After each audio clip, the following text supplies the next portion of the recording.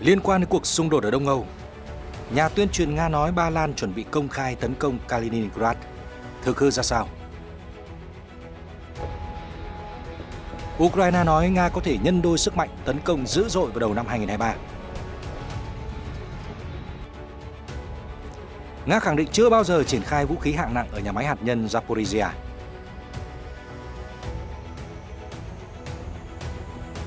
Anh cho biết Ukraine giành lại hơn 50% lãnh thổ bị Nga kiểm soát.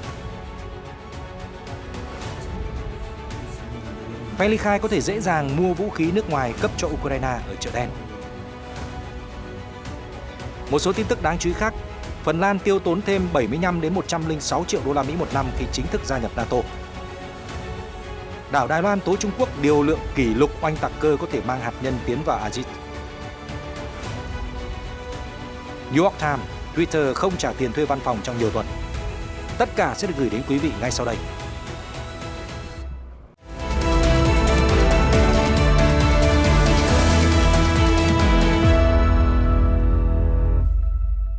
Chào mừng quý vị đến với chương trình tin quốc tế. Thưa quý vị, giữa lúc xung đột ở Đông Âu vẫn đang cao trào, nhiều khu vực khác cũng đang manh nha có thể hóa thành lò lửa. Sky News dẫn lời các nhà tuyên truyền của Nga cho biết Ba Lan đang chuẩn bị công khai tấn công vùng đất Kaliningrad của Nga. Đoạn video được ông Anton Gerashchenko, cố vấn của chính phủ Ukraine chia sẻ cho thấy các học giả Nga đã bàn luận về chủ đề liên quan đến vùng Kaliningrad trên truyền hình nước này. Trong cuộc thảo luận, một người không được nêu tên đã kêu gọi Điện Kremlin sản xuất các hệ thống vũ khí hiện đại và mạnh mẽ hơn, do Moscow không thể tránh khỏi một cuộc đụng độ với NATO trong tương lai gần. Họ tiếp tục nói rằng Ba Lan đang chuẩn bị công khai tấn công Kaliningrad. Theo ước tính, khả năng xảy ra xung đột là rất cao. Kaliningrad là một lãnh thổ tách biệt của Nga ở vùng viễn Tây, nằm giữa Ba Lan và Litva. Moscow đã tuyên bố chủ quyền với khu vực này sau Thế chiến thứ hai. Ban đầu Kaliningrad là một phần của Đức, được gọi là Königsberg, cho đến khi Hồng quân giành lại khu vực này từ Đức Quốc xã vào năm 1945. Sau cuộc chiến năm 1946, vùng đất này được đặt một tên mới bằng tiếng Nga là Kaliningrad. Công dân Đức tại đây đã bị trục xuất khỏi khu vực và Nga đã đưa công dân đến sống ở nơi này. Đây là một thành phố cảng quan trọng trên biển Baltic và là nơi đóng quân của hạm đội Hải quân Nga. Hiện chính phủ Nga và Ba Lan chưa đưa ra bình luận về thông tin trên. Chiến sự ở Ukraine vẫn đang khốc liệt.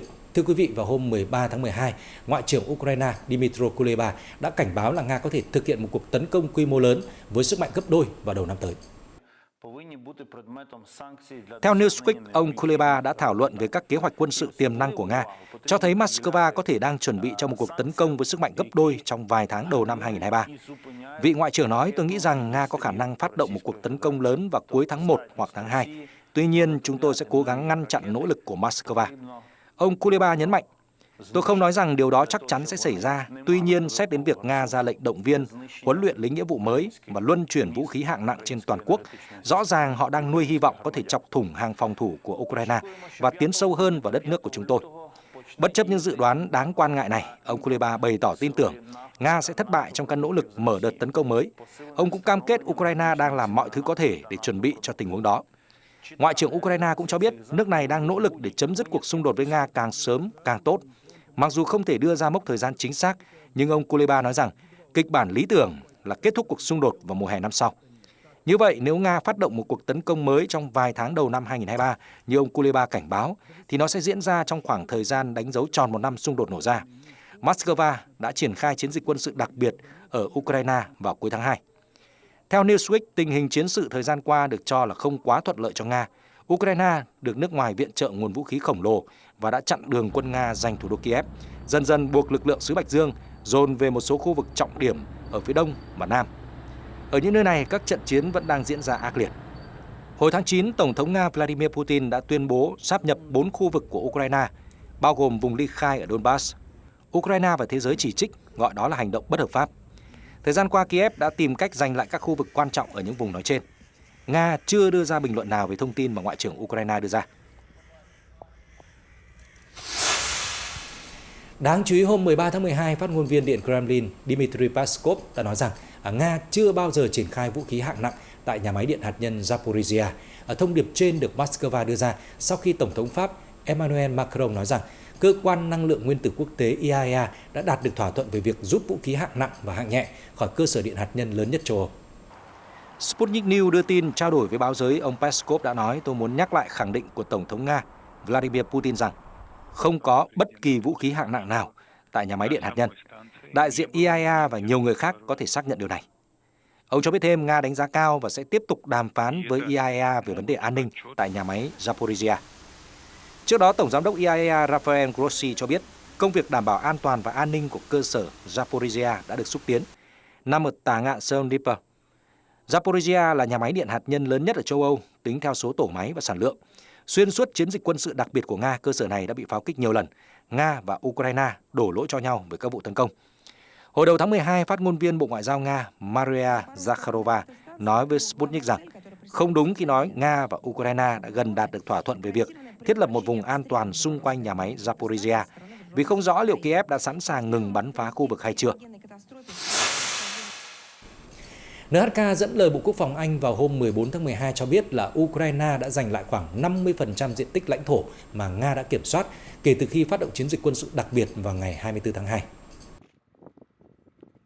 London cho biết Nga hiện kiểm soát khoảng 18% các khu vực mà quốc tế công nhận là lãnh thổ của Ukraine. Theo NHK, Ukraine được cho là đang lên kế hoạch đẩy mạnh các cuộc phản công trong mùa đông. Trong khi đó, các cuộc bắn phá từ tên lửa Nga nhắm vào cơ sở hạ tầng năng lượng đang khiến cuộc sống người dân Ukraine điêu đứng. Hôm 13 tháng 12, lãnh đạo Cộng hòa Nhân dân Donetsk tự xưng Denis Pushilin cho biết các cuộc tấn công của Ukraine mở đường cho sự thất bại của nước này, nhất là tại các phần lãnh thổ còn lại của Ukraine. Hoa Kỳ và các nước châu Âu đã cam kết tăng cường hỗ trợ người Ukraine vượt qua mùa đông.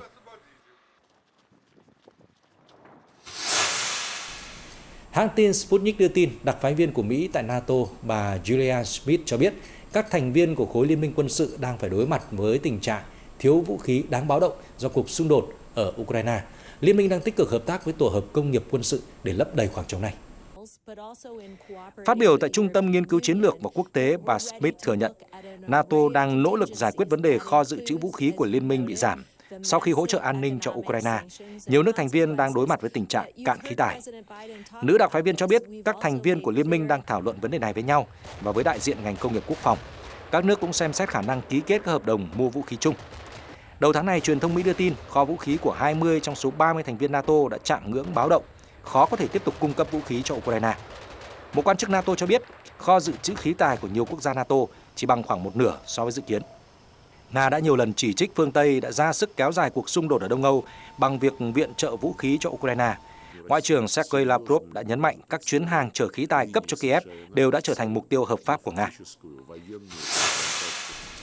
Đáng chú ý chia sẻ với hãng tin Sputnik, lãnh đạo Cộng hòa Nhân dân Donetsk tự xưng đã nói rằng vũ khí mà nước ngoài cấp cho Ukraine, bao gồm hệ thống chống tăng Javelin, đang được bán trên thị trường chợ đen, đặc biệt là châu Phi. Cụ thể, ông Pushilin nói, giờ đây việc mua vũ khí mà phương Tây viện trợ cho Ukraine là điều khá dễ dàng. Kiev đang trở thành một trong những nhà cung cấp vũ khí chính trên thị trường chợ đen. Lãnh đạo phe ly khai chỉ ra các vũ khí bị tuồn ra ngoài bao gồm cả tên lửa Javelin. Lượng lớn vũ khí này cũng đã được chuyển tới các nước châu Phi. Mặt khác, lãnh đạo phe ly khai cũng nói thêm rằng những thiệt hại mà Ukraine gây ra cho Cộng hòa Nhân dân Donetsk đã vượt quá 1,3 nghìn tỷ rúp, tương đương 20,5 tỷ đô la Mỹ.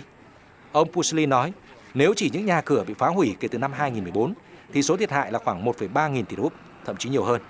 Tuy nhiên, rõ ràng cũng cần phải tính đến những doanh nghiệp, cơ sở hạ tầng đã bị tấn công. Chúng tôi đang liệt kê mọi thứ sau khi giành chiến thắng. Chúng tôi sẽ tính toán tất cả. Cho đến nay, hàng tỷ vũ khí đã được chuyển đến Ukraine. Vào hôm 13 tháng 12, Hội nghị quốc tế về nỗ lực tái thiết Ukraine đã đem lại cho Kiev thêm gói hỗ trợ trị giá khoảng 1,1 tỷ đô la. Hôm 13 tháng 12, phát ngôn viên Lầu Năm Góc Pat Ryder cho biết Mỹ không thu nhận được thông tin nào đáng tin cậy về việc vũ khí mà Hoa Kỳ cấp cho Ukraine bị chuyển đi sang nơi khác, theo Sputnik đưa tin. Phát biểu trước báo giới, ông Ryder nói, ở thời điểm này chúng tôi không có thông tin đáng tin cậy nào cho thấy vũ khí đã cấp cho Ukraine bị chuyển đi một nơi khác một cách bất hợp pháp. Thông điệp trên được ông Ryder đưa ra sau khi Lầu Năm Góc từ chối bình luận về thông tin Mỹ đang hoàn thiện kế hoạch cấp hệ thống phòng không Patriot cho Ukraine. CNN đã dẫn lời các quan chức Mỹ nói rằng kế hoạch gửi hệ thống Patriot cho Ukraine cần được Bộ trưởng Quốc phòng Lloyd Austin và Tổng thống Joe Biden thông qua và có thể được công bố ngay trong tuần này. Patriot là một hệ thống tên lửa đất đối không tầm xa được sử dụng để đánh chặn các vật thể bay tới. Đây sẽ là hệ thống vũ khí phòng thủ tầm xa hiệu quả nhất được gửi đến Ukraine và sẽ giúp đảm bảo an toàn cho không phận các quốc gia NATO ở Đông Âu. Theo CNN, vẫn chưa rõ Mỹ sẽ chuyển cho Ukraine bao nhiêu hệ thống Patriot. Lính của Kiev sẽ được đào tạo để sử dụng hệ thống này tại một căn cứ quân sự của Mỹ tại Đức. Trước đó vào hôm 30 tháng 11, Ngoại trưởng Ukraine Dmytro Kuleba kêu gọi Đức cung cấp cho Ukraine các tổ hợp Patriot vốn sẽ được chuyển đến Ba Lan. Chính quyền Ba Lan đã nhiều lần bày tỏ sự ủng hộ với ý tưởng này. Tuy nhiên, Đức đã từ chối đề xuất trên. Truyền thông Nhật Bản Nikkei Asia đưa tin Thủ tướng Campuchia Hun Sen cho biết nước này sẽ cử các chuyên gia rà phá bom mìn tới châu Âu để đào tạo cho người Ukraine. Cam kết trên được ông Hun Sen đưa ra khi đại diện các nước nhóm họp ở Paris tìm cách giúp Ukraine vượt qua mùa đông. Nhiều nước châu Á đã tham gia cuộc họp. Trong bài phát biểu khai mạc cuộc họp, ông Hun Sen nói, Campuchia đã quyết định cử một số sĩ quan kỹ thuật đào tạo kỹ năng rà phá mìn cho các đồng nghiệp Ukraine tại Ba Lan. Đây là một phần của thỏa thuận hợp tác ba bên với Nhật Bản và Ukraine. Ông Hun Sen nói thêm rằng vào tháng 1 năm sau, 15 chuyên viên rà phá bom mìn của Ukraine và nhiều nhân viên khác cũng sẽ được mời đến Campuchia để đào tạo kỹ thuật. Ông Hun Sen cho biết Campuchia sẽ trực tiếp chia sẻ kinh nghiệm cho họ. Theo Nikkei Asia, Campuchia là quốc gia hứng chịu tác động lâu dài của bom mìn sau 3 thập kỷ xung đột. Ước tính có khoảng 4 triệu đến 6 triệu thiết bị mìn đã bị bỏ lại rải rác khắp nơi. Loại vũ khí này tiếp tục gây ra thương vong lớn. Campuchia đã nỗ lực rà phá với sự hỗ trợ từ các đối tác như Cơ quan Hợp tác Quốc tế Nhật Bản. Một quan chức cấp cao của chính phủ Nhật Bản tham dự cuộc họp ở Paris cho biết Tokyo sẽ phối hợp với các tổ chức quốc tế và các tổ chức phi chính phủ của Nhật Bản để cung cấp viện trợ nhân đạo cần thiết cho Ukraine. Theo Nikkei Asia, hôm 13 tháng 12, cuộc họp ở Paris tập trung vào nội dung thúc đẩy các nước phối hợp với nhau để hỗ trợ người dân Ukraine chuẩn bị tái thiết. Được biết có đại diện của 46 quốc gia và 24 tổ chức quốc tế đã tham dự. Các nhà ngoại giao từ Ấn Độ, Indonesia, Hàn Quốc và Singapore cũng đã tham dự cuộc họp và bày tỏ sự ủng hộ dành cho Kiev. Trong cuộc họp, Nhật Bản cũng đã cam kết cung cấp hỗ trợ nhân đạo và nỗ lực giúp Ukraine tái thiết. Nước này nhấn mạnh tính cấp thiết của việc cứu trợ khẩn cấp cho người dân Ukraine, đặc biệt là trong vấn đề năng lượng. Vào tháng 11, Tokyo đã quyết định hỗ trợ máy phát điện và các nguồn cung cấp năng lượng khác cho Ukraine, đồng thời phê duyệt ngân sách bổ sung trị giá 440 triệu đô la Mỹ để cung cấp thêm viện trợ cho Kiev.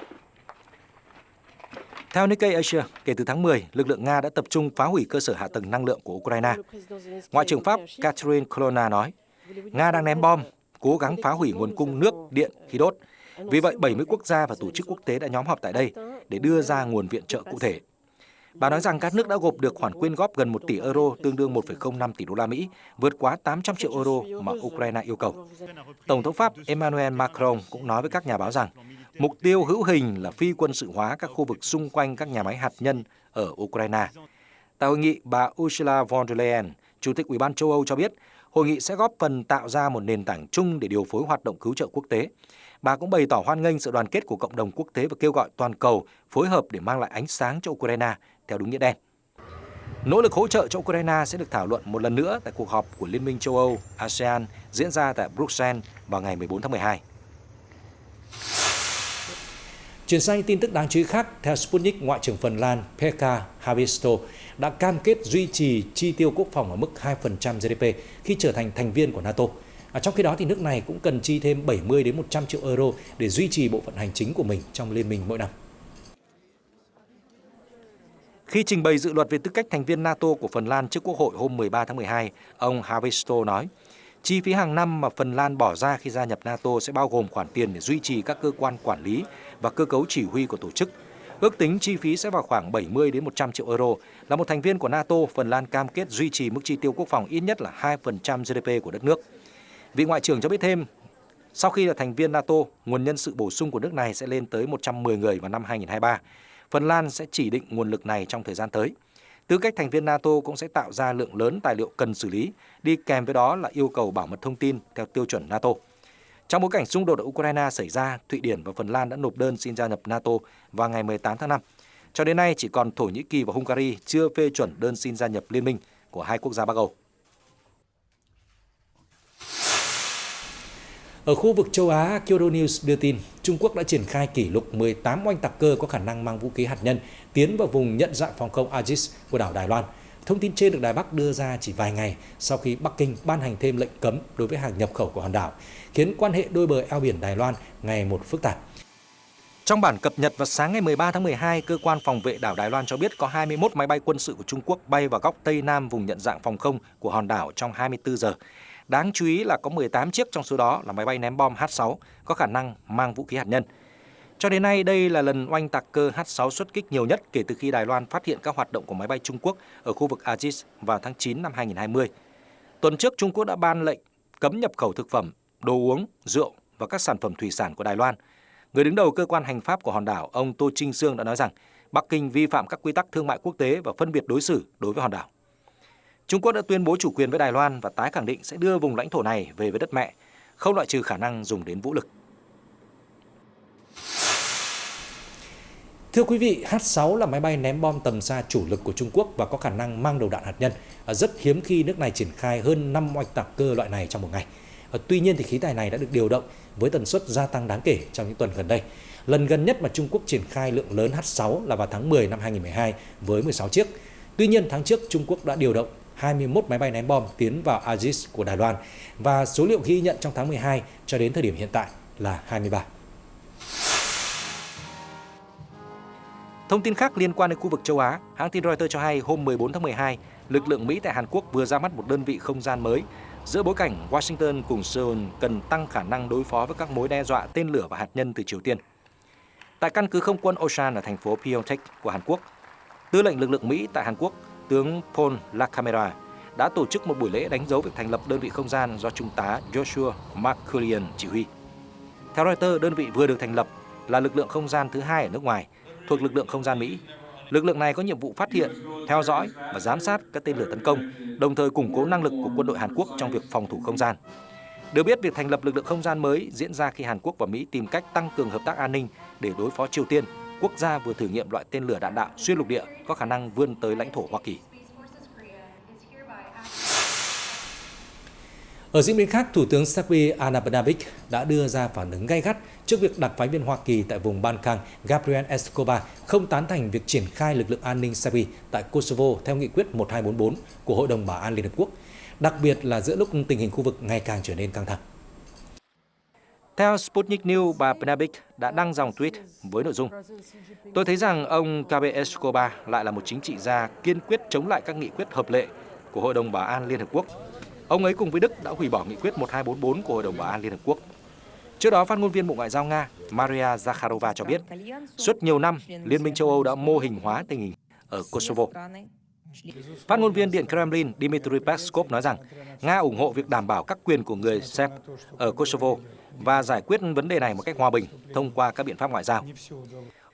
Hôm 13 tháng 12, ông Escobar đã đến thăm thủ phủ của Kosovo và hội đàm với người đứng đầu cơ quan hành pháp Kosovo Albin Kurti. Ông đã nói với các phóng viên rằng Mỹ không thể thúc đẩy việc triển khai lực lượng Serbia ở Kosovo. Quan chức Bộ Ngoại giao Mỹ và đại diện đặc biệt của EU về đối thoại giữa Kosovo và Serbia, Miroslav Laskak, thăm Serbia vào ngày 14 tháng 12. Vào tối 11 tháng 12, Tổng thống Serbia Aleksandar Vučić đã tổ chức một cuộc họp với Hội đồng An ninh Quốc gia. Ông cáo buộc Kosovo vi phạm các thỏa thuận hiện có, sau khi ông Albin Kurti thúc giục lực lượng Kosovo do NATO đứng đầu, KFOR, dỡ bỏ các chướng ngại vật trên đường do người Serbia ở địa phương dựng lên. Ông Kurti cũng nói rằng nếu phái bộ KFOR từ chối tham gia, lực lượng an ninh của chính Kosovo sẽ tự thực hiện chiến dịch này. Về phần mình, Tổng thống Serbia Vučić tuyên bố vào ngày 15 tháng 12, ông sẽ gửi yêu cầu chính thức tới Bộ Chỉ huy KFOR để được phép triển khai quân đội và cảnh sát Serbia ở Kosovo.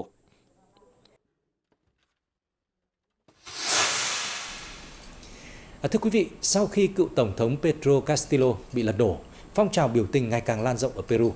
Theo thông tin mới đây, thì Bộ trưởng Quốc phòng Peru vừa áp dụng chính sách mới để ứng phó với tình trạng hỗn loạn tại quốc gia này. Theo hãng tin Reuters, Bộ trưởng Quốc phòng Peru Alberto Otarola hôm 13 tháng 12 cho biết các lực lượng vũ trang sẽ kiểm soát những cơ sở hạ tầng quan trọng trong bối cảnh các cuộc biểu tình tiếp tục diễn ra trên khắp đất nước và khiến ít nhất 6 người thiệt mạng. Trong buổi sáng cùng ngày, lực lượng cảnh sát Peru đã phong tỏa các tuyến đường cao tốc tại 13 trong số 24 khu vực của đất nước. Diễn biến trên xảy ra sau khi chính phủ tuyên bố tình trạng khẩn cấp đối với hệ thống đường cao tốc để đảm bảo giao thông xuyên suốt. Bên cạnh đó, lực lượng vũ trang Peru cũng nhận nhiệm vụ tập trung bảo vệ sân bay và các nhà máy thủy điện. Cũng trong ngày 13 tháng 12, tân Tổng thống của Peru, bà Dina Boluarte, kêu gọi các bên bình tĩnh. Bà cũng cam kết làm việc với Quốc hội để tổ chức bầu cử vào tháng 4 năm 2024, thay vì đợi đến năm 2026. Nữ lãnh đạo cũng hứa sẽ đối thoại với những người đứng đầu các phong trào biểu tình ủng hộ cựu Tổng thống Pedro Castillo. Được biết, bà Dina Boluarte tuyên thệ nhậm chức vào ngày 7 tháng 12 sau khi ông Castillo bị lật đổ, khiến các cuộc biểu tình ủng hộ cựu lãnh đạo nổ ra khắp đất nước Peru. Hiện tại, cựu Tổng thống Peru đang bị điều tra với cáo buộc âm mưu nổi loạn. Trong phiên tòa vừa diễn ra tại một nơi giam giữ ở thành phố Lima, ông Castillo khẳng định bản thân vô tội và kêu gọi các lực lượng vũ trang hạ vũ khí. Đáp lại, Tòa án tối cao Peru ra phán quyết bác bỏ các kháng cáo pháp lý từ phía ông Castillo. Thưa quý vị, thời tiết lạnh giá tại châu Âu khiến nhu cầu sử dụng điện tăng vọt. Mặc dù vậy thì nguồn cung năng lượng tại Pháp vẫn được bảo đảm nhờ nhiều giải pháp hiệu quả từ chính phủ. Thông tin hôm 12 tháng 12 của hãng tin Reuters cho hay, mặc dù nhiệt độ xuống dưới 0 độ C nhưng Pháp vẫn tránh được tình trạng căng thẳng lưới điện nhờ tăng nguồn cung từ các nhà máy hạt nhân và thủy điện, đồng thời nhập khẩu năng lượng nhiều hơn từ các quốc gia láng giềng. Theo cơ quan truyền tải năng lượng Pháp, lần đầu tiên trong mùa đông, nhu cầu tiêu thụ điện tại quốc gia này tăng lên 80 GW vào thời gian cao điểm buổi sáng. Các nhà máy điện hạt nhân tại Pháp có thể đáp ứng hơn 40 GW, trong khi thủy điện cung cấp 15 GW, chiếm hơn 75% nguồn cung cả nước. Bên cạnh đó, Pháp nhập khẩu 8,6 GW từ Đức, Bỉ, Thụy Sĩ, Ý và Tây Ban Nha để đáp ứng nhu cầu trong giờ cao điểm và xuất khẩu 1,7 GW sang Anh. Thông tin từ nhà sản xuất điện hạt nhân EDF cho biết, sản lượng tại 3 lò phản ứng đã tăng lên từ hôm 6 tháng 12 sau khi sửa chữa. Theo dự kiến, việc khắc phục sự cố ăn mòn ứng suất tại lò phản ứng Pali 2 sẽ bắt đầu thực hiện từ giữa tháng Giêng. Theo Reuters, trong năm nay, lò phản ứng của các nhà máy điện hạt nhân tại Pháp buộc phải ngừng hoạt động nhiều lần do lịch trình bảo trì bị trì hoãn và hiện tượng ăn mòn ứng suất làm sản lượng điện giảm xuống mức thấp nhất trong 30 năm. Diễn biến trên xảy ra giữa lúc cuộc xung đột giữa Nga và Ukraine gây ảnh hưởng đến nguồn cung năng lượng trên toàn khu vực châu Âu.